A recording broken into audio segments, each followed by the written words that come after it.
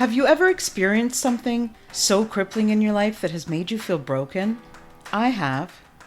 Are you someone who has a giving heart but is struggling to feel good themselves? Are you consistently putting your needs aside to take care of everyone else? If so, you're not alone. Giving starts with giving to yourself so that you are able to give of yourself to other people. Isn't it time you took back control and discovered what makes you tick? Join me in my journey and find out how you can feel better about yourself, live your best life, and share that with others.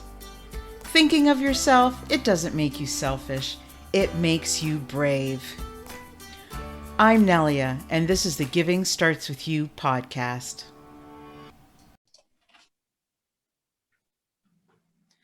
Hi, everyone. Welcome to another episode of the Giving Starts With You podcast. I am so happy to have you again. And I love getting, comments and reviews. It really tells me what you would like to hear more of. And that's what this show is about. This show is about giving you what it is that you really need to move forward. So thank you. Today, I am so excited. I have Jean Atman here today. Jean is a self-mastery mentor and energy medicine specialist. Welcome to the show, Jean. How are you? Thank you so much for having me. I'm doing great. Where are you tuning in from today? I am in Charleston, South Carolina.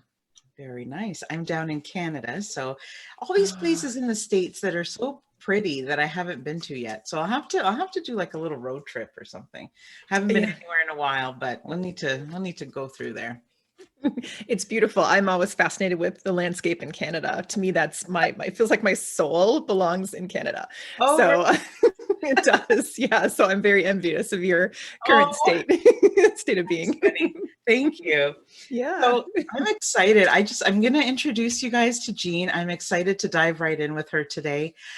So Jean is very passionate about helping people break free from living in a state of suffering. Oh my God, we need more people like this.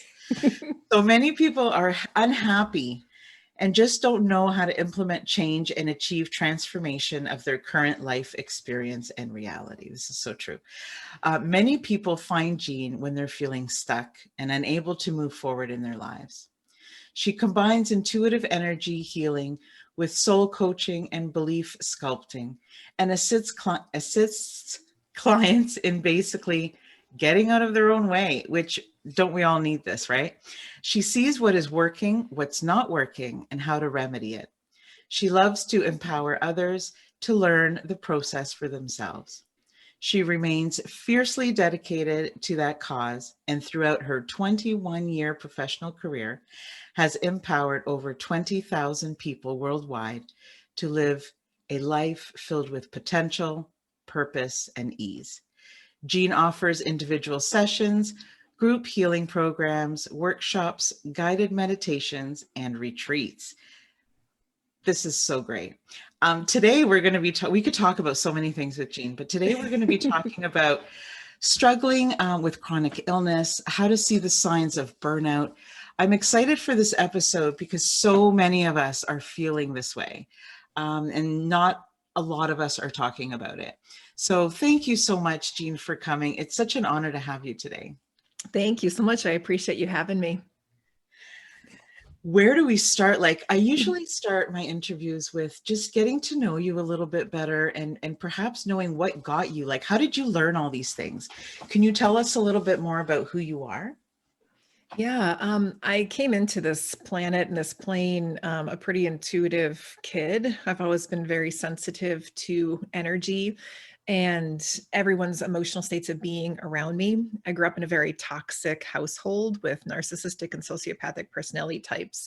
And so when you come in as a sensitive kid and you're around a lot of people who seem to be emotionally imbalanced or can't quite balance within themselves, I kind of easily fell into the role of caretaking other people and making sure that everyone was at peace. So therefore I could be safe. So I learned early on how to kind of read the room. and recognize kind of, what's going on within people. And while I didn't understand it until much later in life, I was definitely always really hyper cued in to, things that weren't quite like kind of plugged into alignment. And being a sensitive kid, I would see things in our house. I was very tuned into outer earthly beings ever since I was little, and outer realms and dimensions that the people in my household, my family, didn't believe in or see. So it left me feeling like something was wrong with me, and I attempted to shut down those pieces of self for a very long time. I always felt like I didn't belong on this planet. It was just such a weird experience.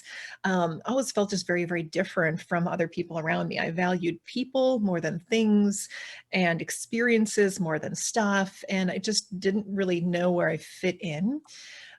So I attempted to, follow the traditional pathway of moving, going to college, doing all the things, but I just felt really unsettled for so long. And I found meditation, and I was in meditation, a deep chakra clear I was performing on myself in 2011. And at that point, I opened up to channel. I started to dialogue with the ascended masters. And it was so interesting to me because when I was talking with them, they told me, you've been restless your whole life because you've been waiting for your connection back to us. Mm. And I thought, and for the first time ever since I could remember, I felt like I was at home, because I felt like the other beings, I was like, finally, somebody who gets it, Try to exhale a little, right? Like, Yes. Yeah, and you kind of come into yourself finally, and I found that, throughout my personal journey too, there were so many parts of myself that I was rejecting because I didn't feel like it fit in with this plane of existence. So having connection to the upper realms and having dialogue, I felt like I could just finally be myself and be more accepting of myself. And therefore my gifts just flooded in, and began to open more and more because I was actually allowing them to. So my personal journey is very reflective of my professional journey. Excuse me. And the work continues to evolve and deepen the more depth and understanding I have of myself. So it's this kind of fun evolutionary process, that continues to unfold, and it's always something new. So I enjoy that part of it very much. sounds this, I'm a little bit speechless because, we talked before we hit record, we were talking a little bit about how what other people think of us kind of clogs us, right? Like it kind of, it doesn't allow us to give ourselves permission to be who we really are. And it sounds like you felt like that, not just as a child, but wait, like after college, like that's a long time. It That's a is. long time to not feel okay to like know yourself. Mhm. That must have been very difficult for you. Yeah, I was a pretty reckless teenager.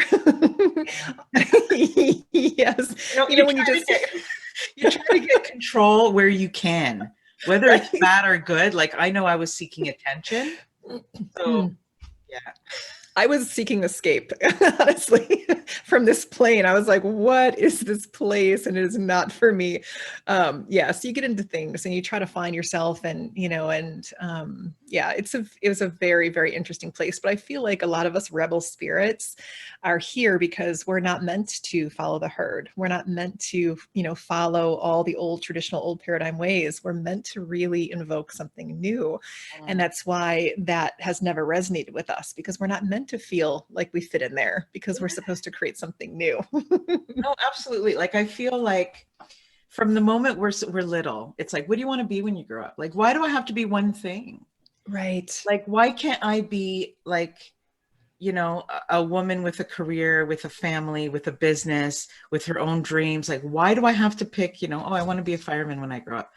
But what Mhm. happens? Like I have my son right now, he's 14 and he's taking careers in civics because he's like, I have no idea what I want to do. And I'm like, honey, don't stress yourself, because most Yeah. of us change Mhm. 5 times in our lives because we change. Yeah. What I wanted at 18 or 8 is not what I want at 48. Like it's crazy. So it's just like the reason why I'm saying that is because you were saying that people expect you to do all the things. So you graduate, you go to university. This is your path. It's set out for you already. But Yeah. it feels for people like me and you, where we're hypersensitive and we're just, we feel maybe more than the average person, that's how Mhm. I feel anyway. Mhm. Um, it's not enough. It's so easy to get depressed and anxious and feel like you're not really living your life. So, Mhm. although I'm sad for you that it took so long, I'm so happy to hear how you did it, because I think most of us, I think I know a lot of the audience that are listening are very similar to me and you, where they do Mhm. have big hearts and they do have, this intuition of wanting more and living better. So, how does somebody even start? Like, how do we, I know that you have some chronic illness in your life. Maybe you could talk a little Mhm. bit about that with us today. Yeah, it's interesting because, we're here living this life to evolve. We're not here to collect stuff and climb the success ladder and, tag all the boxes and the things that people many times think the reasons why they're here isn't really the substantial core of truth of why we're here. So we're here to evolve. And how we evolve is through experience. And as long as you're having experiences, you're on path. You might be detouring a lot on your path, or you might be kind of, on the Makes it broad. exciting. Right. It does. Eventually we get to a point where like enough detouring. Can we just please have the wide open, already carved out pathway? But many of us have to do a lot of things, that kind of invoke tough experiences, because if we're coasting through life and we're not challenged with anything, we're not going to make change. We only make change when we become uncomfortable and think we can't do this anymore. Something's got to happen. Something's got to be different. So any tough experiences that we have, in the past, before we know better, we might think, why is this happening to us? We kind of feel victimized by it, right? It's somebody else's fault. We blame our parents or whatever, all these things that we do, these crazy things. And then you finally get to a point where, and you realize, oh, I chose all of these lessons because I want to extract wisdom and I want to evolve my spirit. So when you can take the lessons and the wisdom from experiences, that's where you grow.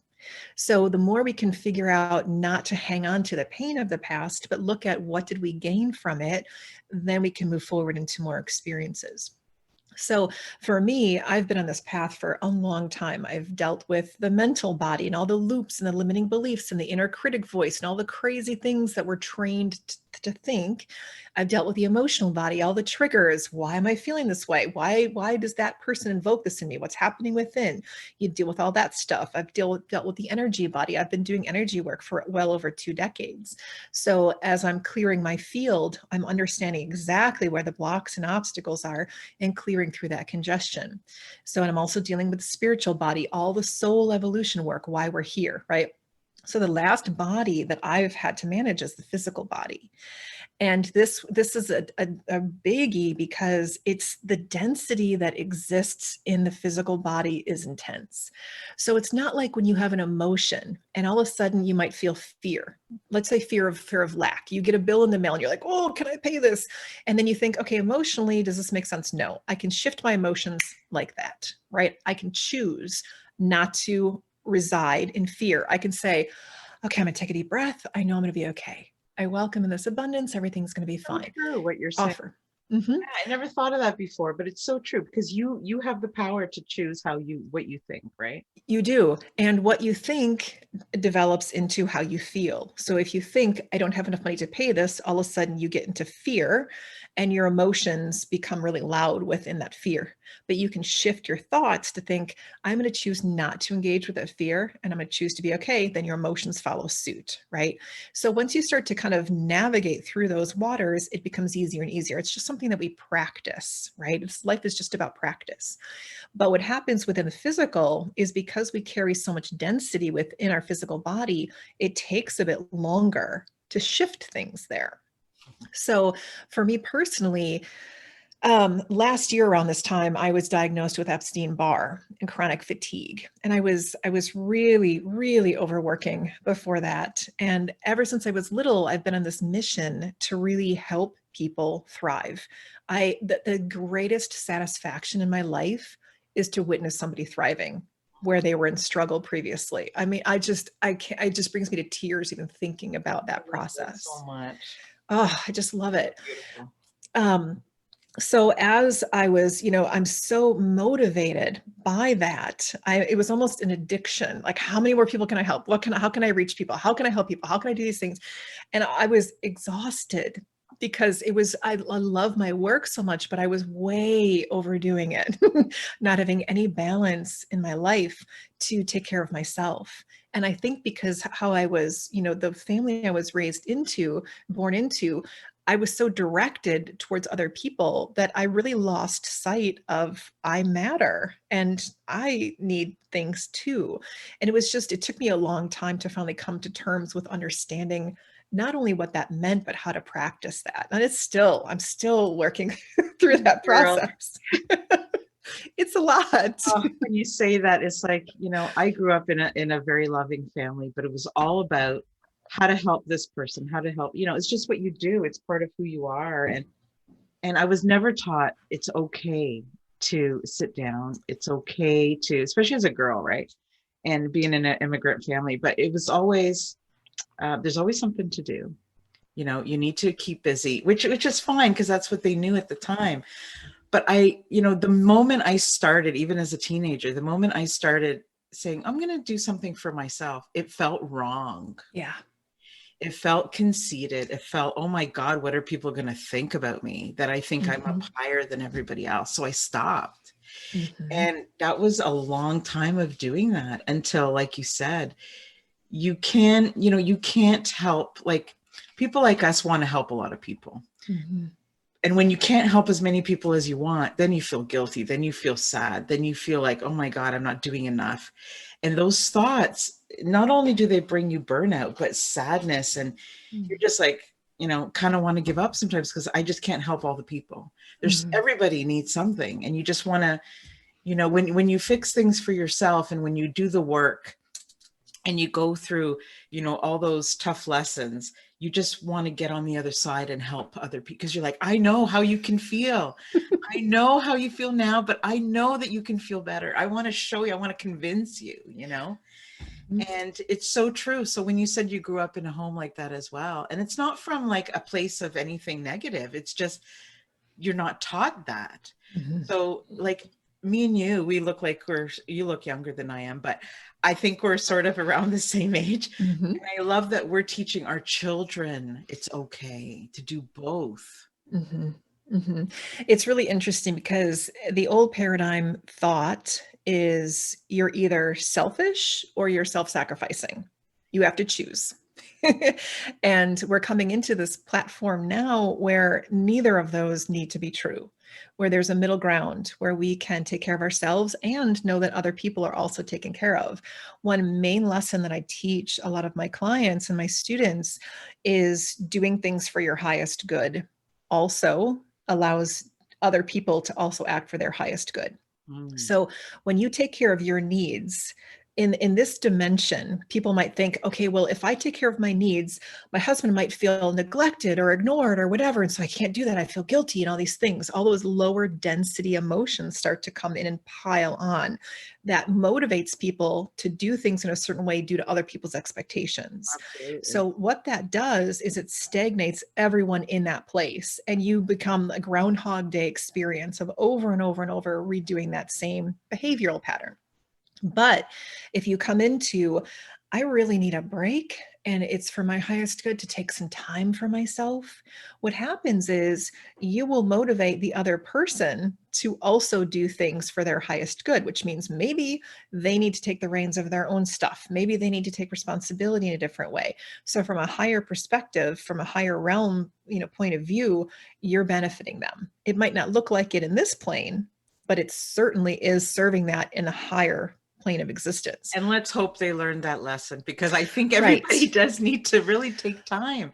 And a lot of people don't. So I hope that becomes clear as we're doing our thing. Yes, I love that so much. Sorry to interrupt you. No worries. I love the excitement. I was like, oh yeah, that would be great. Instead of, you can't always tell somebody. You can't say, well, look, you need to work on your stuff and I'll work on mine. That doesn't work.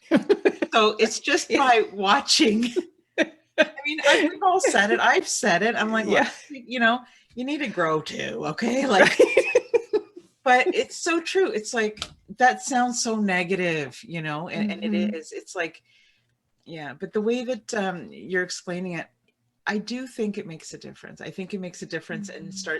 people start to look within themselves too. So it's a great, so in helping yourself, you're definitely helping other people. Hmm. I And it want needs to, to it needs to come from an honoring perspective. It's not like you need to fight for your needs. It's not like you need to belittle somebody else's needs. It's none of that stuff. That still carries a lot of density. But when you say, what do I really need? Honestly, in my heart of hearts, what feels good to me?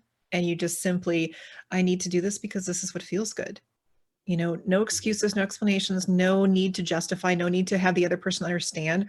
I'm just doing this because it feels good to me and this is what I need. Okay, you don't have to fight for anything. And when you're honoring like that of yourself, you are instantly also honoring that other person. So it just sort of simplifies the process too and cleans it up a little bit more. I love that. And, we both have children, and they watch, Hmm. they watch what we're doing. And Absolutely. I think if we're going to change the way the future is, we really need to, remember that and practice that in front of them, Hmm. Hmm. because I think that's how to create change too, right? Is with the new generation coming. But Absolutely. And the other thing from an energetic perspective, when you shift yourself and your frequency, you also shift your lineage, yeah, who came before you and who came after you. So they instantly get an upgrade. The more work you do on yourself, yeah. you're helping in huge and exponential ways your entire lineage. I love that word upgrade because it's so true. It's like, okay, you can have me point two, right? Like Right. you already start off at a different level. It's awesome. So great. Yes. So how do you, Jean, how can you tell the signs of burnout? Can you help our audience figure it out? I mean, before we get to the point where we don't want to get out of bed, before we get to the point where we're Mhm. depressed, and I always believe that the tension in our body, it creates illnesses as well. And I think we definitely have, you know, I think we definitely have control of Mhm. that beforehand, but we need to be taught what to do, right? Maybe you can help Yes. us out with that today. Yeah, it's really an interesting journey because a lot of people, we're very distant from ourselves and understanding of ourselves because we've been trained and taught to focus outward. What is that person's expectations? You need to meet them, regardless of how you feel. When you're in school, if you're hungry, if you need to use restroom, wait until we say it's okay. So there's so many little things along our pathway that have taught us ignore our internal systems. So it takes a little bit of time and effort and practice and dedication to come back into those systems to even be able to listen. And then when you start to listen, then you can start to honor those things. But so I really recommend, meditations, journaling, anything that connects you back to you is so important because we're just so distant. And the more we can understand how we feel, then we can therefore act for our needs. But if you ask people a lot of times, what do you want? I don't know, but I know what I don't want. Okay, that's a great place to start. Start there and then continue to follow it in, follow it in, follow it in until you get really clear about what lights you up, what brings you joy, what feels good. So many times, the main kind of signs or symptoms of burnout is exhaustion, a hyper activated nervous system, the inability to sleep, change in your eating habits, aggression, frustration, aggravation, any kind of suffering.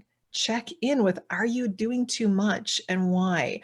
And are you doing things for other people's expectations or are you doing things that are for you? And if you are in that state, can you feel comfortable doing things for you? Or do you go into the guilt and shame and all the crazy stuff that is of the lower density emotions? Because all of those things, like I do a lot of work with the energetic system, and our lower chakras contain guilt and shame and survival mode. And so if you find yourself in those places many times, if you do a deep energy clear, you're automatically balancing those systems where we're clearing out the guilt vibration that's in your field. We're clearing out the shame vibration that's in your field. And when you no longer contain that within your frequency, you don't activate that in your general way of being anymore either. You become neutral from that. But many times people are born into that and they've lived in trauma and expectations of others for so long that they don't even know that it doesn't have to be that way. So Mhm. it feels very Very- normalized, Yes. you know? So when you, I mean, the main thing is, are you in a state of suffering? And why? What's creating that? Are you doing too much? Just kind of start to ask yourself questions. To me, curiosity is the most vital aspect of self that we can contain. Be curious about why. What's going on in there? Why are you doing those things? What is propelling you? Are you meeting other people's expectations so you can feel okay, so you can feel worthy, so you can feel good about yourself? Like, what's the motivation behind that? And the more clear we can get, the more we can understand why we're doing things and how not to. So And when, go yeah, ahead. that may never happen, like satisfying other people. So Oh, where right. do we go from there? Like, Yeah, it's a very interesting thing because we, a lot of times, a lot of people live for other people's expectations, but it's what they think people want versus what the people actually want. So you're acting in a way that's not even meeting the other person's needs. So you can see how this would be a perpetual behavior that's needed. And it's exhausting because you're continuing to move in directions that aren't serving you or that other person. So the more you can come back into yourself and get really clear about what you want, like we talked about highest good before, you know, is working on this project 18 hours a day serving you? Probably not. So how can you say, okay, what standards do I need? What boundaries do I need in order to balance my own stuff? And as you start to act in those ways, you automatically create balance in all the external moving parts that are a part of our reality. But until you balance yourself, you're not going to be able to manage all those external moving parts. how, okay, so we were talking earlier about, you were saying that you're a single mom, Mm-hmm. and sometimes, there's a lot of people out there that are busy and have their careers and have, what do you do? Like, how do you find that time to even, because, okay, so when we're thinking of giving ourselves permission to do that, that's a whole step by itself. Because when we Mm-hmm. grow up and we don't have that around us, I think sometimes that's the toughest hurdle to get over. Because Mm-hmm. once you say to yourself, I'm worth it and I need to make a change, and I see that other people are maybe not accepting this as normal for themselves, maybe I shouldn't either. I should want more for myself. Once you get over that, when Mm-hmm. you don't have the energy and your kids are demanding something from you, and if you have a job outside the home, your boss is demanding stuff from you, and you're just so tired, so that's what burnout looks like. So we're hoping to get Mm-hmm. to people before that, Right, right. Yes. because I've had burnout. I mean, it's not fun. It Mm-mm. creates so many problems, and it Mm-hmm. can lead to things like addiction. It can lead to things like self-hatred. It can lead to things, so many things, depression. And then what do we do? Everything's compounded so much. Mm-hmm. So that's why I love this topic a lot, because we really do need to catch it beforehand, because it will be so much easier for us to deal with on our own. Mm-hmm. Mm-hmm. But also, I think there's a place for coaching. Like, I think there's a place for experts like you to come on and really guide people. Because I do believe that one of the hardest things is the first step to agreeing that you're worth it. You know what I mean? Mm-hmm. Mm-hmm. Yeah. I think, the main thing is recognizing that you're living in a way that doesn't fit or doesn't feel good or that you don't like or enjoy, and really checking in with that sense of self. And unfortunately, things do need to get loud sometimes in life within our experiences in order to stop us from that trajectory that we're on. Like for me, working so incessantly really threw me into such imbalance that I ended up with a chronic illness and chronic fatigue with the inability to focus on anyone else. Literally was completely stripped of energy because they're like, no, no, no. And the thing is, these things aren't happening to us, they're happening for us. Right? Because had I not been taken out like that, I would still be working like a crazy person and doing everything, the superwoman aspect of things, but they were like, no. So we've tried to give you little more subtle clues that you might be overworking, but we're just going to finally just, call it and pull the rug out from under you and let you just kind of lay there for a couple months and think about things. you know? So it gave me the opportunity to really get in it and to recognize how much imbalance was in my life, and that I wasn't prepared to listen until I got stunted and to where I had to. Right. So even though it's not comfortable moving through that experience, it certainly offers so many insights and lessons. And what I found was when I'm a doer and I'm a caretaker of, the planet from my ego perspective, when I'm laid out on the couch and I can't even make myself food, whoo, that is humbling. Right. And so what is that teaching me? Ask for help and find peace within receiving help. Take some time to yourself, rest when you feel you need to, only engage with things that do not drain your energy. So many lessons came from this experience. And what I found at first, I moved through a deep depression. And I say deep, for me, it was a couple weeks.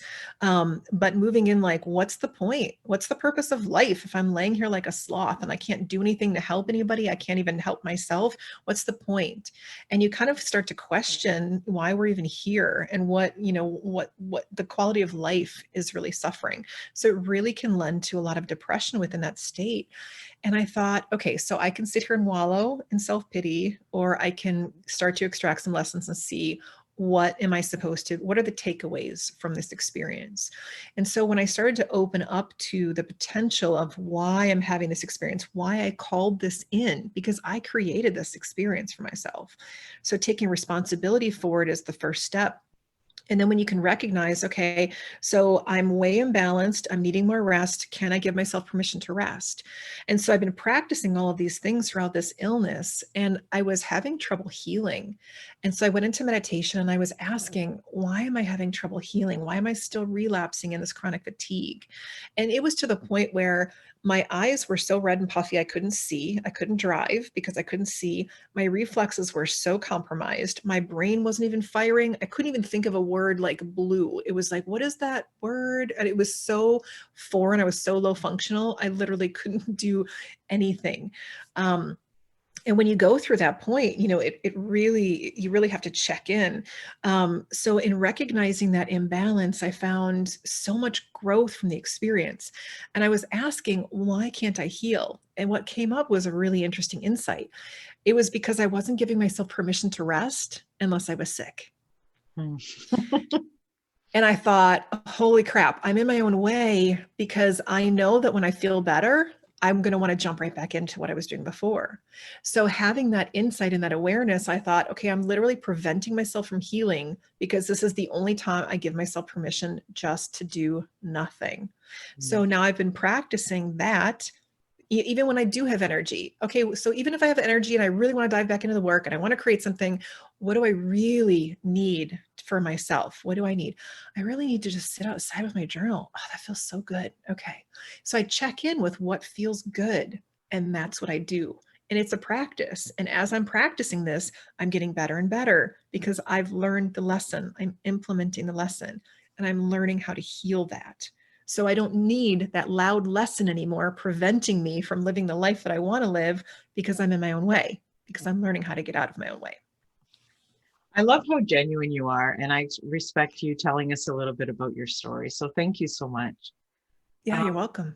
It's tough. Like, as I heard you saying that, I was like, a lot of us don't receive help. That's a whole other episode, but we need to get over that, because honestly, we're so worth it. We're so worth it. And for those people who are listening who are like, I don't have time. I don't have time to sit out there with my journal. I don't have time to think about all these things, to meditate. When my son was younger and I started to, help myself go through this process, I said, okay. He was very needy. I only have one, but oh my goodness, he was so needy.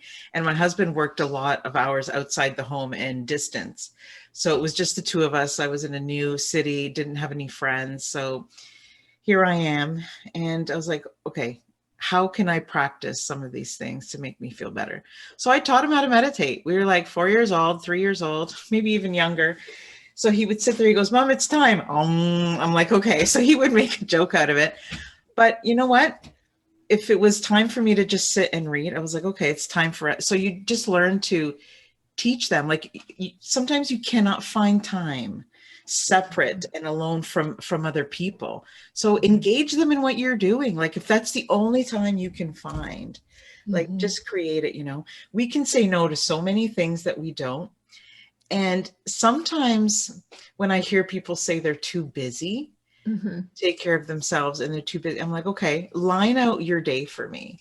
Does this Mhm. really have to happen right now? Does this have to, you know, I find that if you just start with a few minutes and you build on that, that you're no longer going to have the problem of Mhm. I can't find the time, because that is going to be one of the top things you make time for. Mhm. It's a really interesting thing. I see a lot of times when people are sort of neglecting their own work is I'm too busy. And there is an old program that comes in that says we don't have time to go in there, because when you go in, that's where real change can be made, and it simplifies everything else in your world. So I would kind of encourage your listeners to check in within the busyness, within the TV on all the time, the radio on all the time, noise on all the time. If you can't hear your own thoughts, I would check in and say, am I ignoring something that is really wanting to get my attention if I can sit in the stillness? Or for me, like I told you earlier, my shower is my portal, so whenever I want information, I know that I can always gain access to insights when I'm in the shower or when I'm doing dishes, when I'm driving. And you sort of pay attention to those times when, yeah, just some silence would be really good. And it's part of your normal day. You don't even need to necessarily carve out other time to do it. It's utilizing your availability within your current experiences. And it's kind of a reframing of your perception. So I for was me, just I'm going like, to say, it's how you look at it. Like it's it your is. perception for sure. It is. And another thing I'll share with you, when my girls were little, I was running around like a crazy person. It's like I have a newborn, I have a toddler, I've got, all these things going on, the dogs, the husband, all these stuff. And I would literally find myself saying, I don't have enough time in my day. I don't have enough time in my day. I don't have enough time in my day. And I stopped myself and I thought, why am I continuing to reaffirm that? Because that experience sucked. So I thought, I'm going to change this. And what I started to say every time I felt overwhelmed, I stopped within that thought process and I said, I have plenty of time. And I would take a deep breath. I have plenty of time. I have plenty of time. And I would feel it. And Mm. within 2 days, 2 days is all it took, my entire reality shifted. By dinner time, the house was clean, everybody was content, the dinner was made, the dogs were walked. I was like, whoa, I did that. I created that. So we're not aware sometimes of how much we're creating our reality. But when you learn that you do create your reality and you don't have to continue to create when you don't want, all of a sudden you become a really powerful person. I love that so much, because I used to spend I work out like 40 hours and then I have my business on top of that. And I was like, oh my God, when I get home, I need to do this, I need to do that, I need to do that. And then I would work myself up so much that I get home and have no Mhm. energy to do it. And then it was like I had already done all that work, but nothing got done. Right. Do you know what I mean? My Yes. goodness, I have to do a talk. Oh my goodness, I have to do a talk. I have to do that. I'm so uncomfortable. So I say this for like a week. And then my husband looked at me one time and he says, have you actually done it yet? And I'm like, no. He's like, but you're so exhausted just thinking about having to do it. Yeah. So it is the way that you think, it is uh, we, I love doing this podcast because, I've only been doing it for a while, but I learn so much with every guest that I have on. I meet the most incredible people. And I love that maybe other people who are listening are getting these, these Mhm. little light bulbs, right? So yeah, it's so great. And I don't know, we'd have to start with ourselves. We can make ourselves happy. We Mhm. can make ourselves feel better. We have that control. And Mhm. once we decide to own it, and once we decide, you know what, I'm worth it. And yes, I'm going to put in the work. But like you said, it's okay. So sometimes I like to argue with people when they say that they're too busy, because I feel like that's a way to hide from doing the work.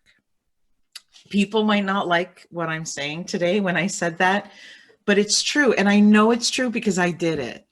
Mhm. So by having the radio on and the TV on and being almost in your thoughts more busy than you actually are in the present, it's a way of hiding. It's a way of not wanting to see what's underneath. And that is the hardest part when you Mhm. start to open up.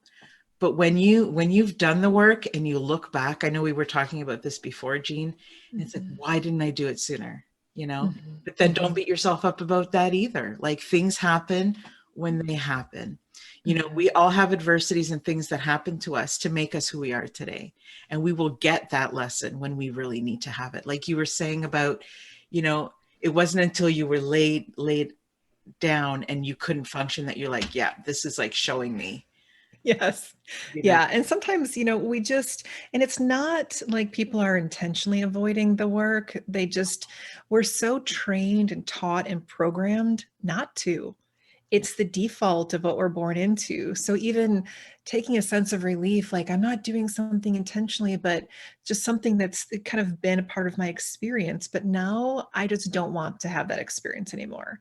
I want to be able to go within. I want to be able to learn about myself. I want to be able to learn about my needs. And even setting that intention will help to direct you into places and platforms that complement that, that support that. So even just that awareness of I'm doing that and I just don't want to anymore. Awesome. It's That okay. awareness is huge. Yeah. Yeah, it's okay. Like I hope somebody's listening right now and saying, "Oh, I can do that." Yeah. Like I can really, like, nobody's going to be angry with me if I take Mhm. the time to figure out what I want.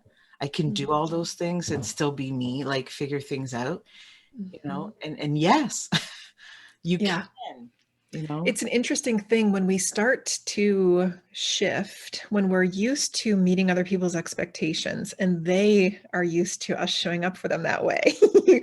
And then when you change the game, you might get a little bit of resistance from the people around you. But that's a part of the lesson too, about how much are you only living your life due to other people's expectations versus how much are you actually here to do your soul's journey, which is all about you.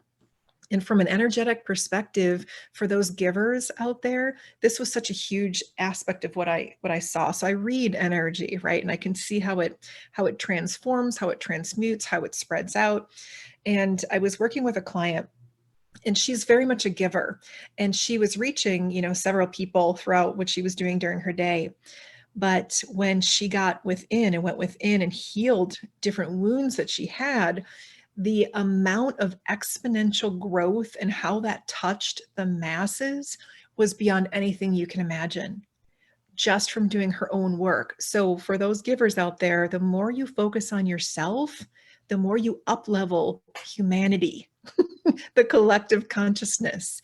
So it's so much greater. I mean, absolutely continue to be active participants in this realm in helping people, but also at the same token, do apply at least that much effort and work and dedication to yourself, because that up levels everything in ways we can't even see. I love that so much. You know, that happened to me too, where, you know, when I started to take care of myself better, people didn't like it. Yeah. They were expecting me to be there to the same level. Mm-hmm. And they were angry a little at first, but then they got it and they learned from it. And now they're different, Yeah, you know? So I feel like I did them a service at the you same did. time. Absolutely. But when you have those feelings and, you know, people coming at you like that, you know, don't quit. You know, you're doing, you know, you're making change, right? Yes. Yeah. And the lessons and the growth, it's not easy sometimes to do it, but I wish I should just have this story that I can read. But have you heard about, if you look at a seed, excuse me, a seed that's growing, it looks like complete mass destruction, right? Before it blooms into something. Soul growth is the same way, where it's messy and it's not comfortable. And to be able to push yourself out of that comfort zone to say, I know that I need this, and to feel that compelling force that's saying, I need healthier boundaries. I need more time for myself. I'm going to honor that, and let nothing stop you. It might look like mass destruction at first. You might be releasing relationships that weren't really serving anyways. And it can be scary to be on that path if you don't know you're going to be okay. So coming into that place of, I'm okay, And everything that's happening around me right now is also okay. And it's just this practice of growth and change, but I'm okay. And always coming back into that sense of truth and knowing that you're on path, you're on progress, you're on process. And it makes it easier because, otherwise, if we look at the reflections of things around us, we're like, ooh, that didn't feel good. That's not good. It equals that's not good. So then we stop doing it. But then you always stay stuck. But then you also always have this repelling force behind you saying, move forward, move forward. And you're like, but it's scary. So release the fear of it and know that you're going to be okay. See what happens. And you might surprise yourself. A lot of times we build things up so much in our minds that we prevent ourselves from moving forward based of fear. It's all based in fear. But when you can get clear with what you want and simply move in that direction, it's so much easier. It's a very clean way of moving forward. And you don't let anything get in the way because you see clearly what you want. And it's much easier to get there. Yeah, so many of us are afraid of change because we think change means something negative. And it doesn't. I love when you're talking about the seed. I was just planting my garden not too long ago for the summer, my vegetable garden. And I'm thinking, oh my goodness, when this thing is a seed, I have to water it like literally once or twice a day and every day. But once, like now I look at it, I was out there this morning and I just have to maintain it now. Yeah. The hardest work is over. So when you're saying that, I could picture the seed just bursting out, of the ground, like that little thing can break through. Yeah. But once you're through, it's just like, maintaining that, like you're there, Yeah. And you can grow into something beautiful from that point. But it is just taking those first steps. And if you think about the momentum of like a cruise ship, if it's sailing in one direction and you want it to go in the other direction, it takes a bit of effort to shift that momentum, So the first part, the hardest part is recognizing I'm going in a direction I don't like. And then actually that's the hardest part. And then it gets about it. Yeah. Well, and then you start to shift and you're like, oh, okay. And then, before you know it, you're flying in the other direction and it feels so good because you're following your own path and your own alignment. And from that point, whenever you decide to support yourself, the universe instantly comes in with forces to also support you.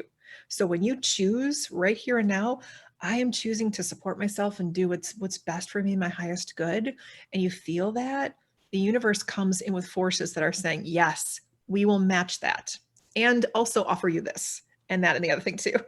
So, and all of a sudden you find all these resources and these blessings that come in just because you're honoring your growth. And that's why we're here. So when you get through the fear of it, you realize this is a really beautiful path. It's not painful. It's not scary. It's not intimidating. It might be intense sometimes, but it's very purposeful. And your life becomes so different.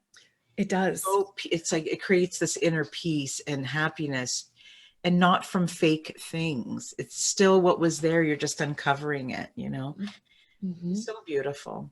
Like I used to describe my journey as, I couldn't exhale for years. And then when I had all this tension and all this anxiety from the things.